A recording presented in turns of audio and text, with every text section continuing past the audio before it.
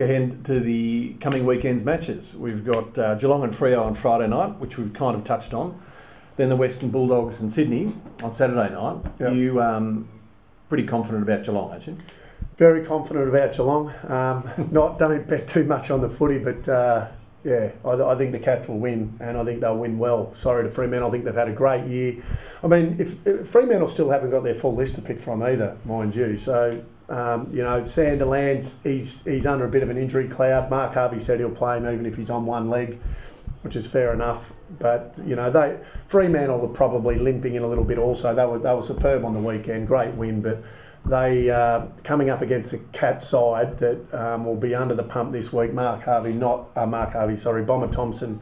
Not happy with the Cats and the way they went about things, and basically put them all on notice as far as the rest of the final series are concerned, and also next year. Wouldn't want to be Fremantle. I think that the Cats will win and win well.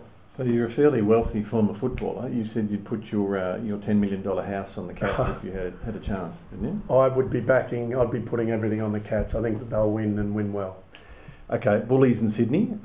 You give the Bullies some chance despite their apparent lack of form and morale. Yeah, look, I still think this is a real 50-50 game. They've got their injury worries. They've had some bad losses recently, but Sydney down here, tough game, tough, hard-fought game. 6-day break. Yeah. I think this is a real fifth toss of the coin sort of stuff. Probably leaning towards Sydney. Yeah. Only because maybe because they're a little bit fitter than the Bulldogs. I really think the Bulldogs are limping. They're limping, wounded dogs at the minute. Finally, highlight from the weekend. What did you enjoy watching the most? Oh, look, I think the game on the Friday night. I think the hard fought win of St Kilda. They were superb. They were against a side that were red hot favourites, flying.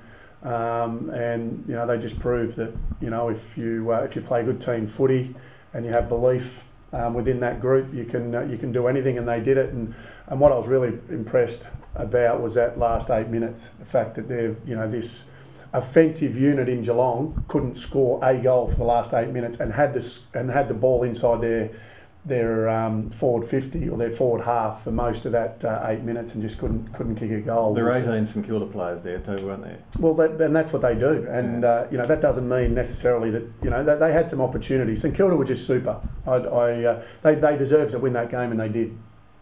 Wayne Carey, thank you very much for your time and your thoughts again on BPL Vidcast, and we look forward to your contributions during the finals. Thanks, Charlie. Cheers.